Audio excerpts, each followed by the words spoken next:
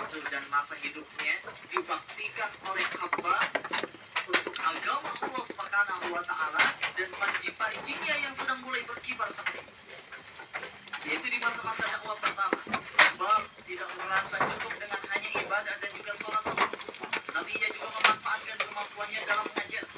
Didatanginya rumah sebagian teman-temannya yang beriman dan menyembunyikan keislaman mereka dalam takut kejaman Quraisy, lalu dibacakannya kepada mereka ayat-ayat Al-Quran dan diajarkan.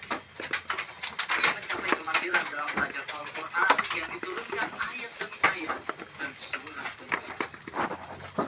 Abdullah bin Umar radhiyallahu anhu meriwayatkan mengenai diri bahwa Rasulullah SAW pernah bersabda, barang siapa yang ingin membaca Al-Quran tepat sebagaimana diturunkan pertama kali, hendaklah ia meniru bacaan Ibnu Ummi Abdin.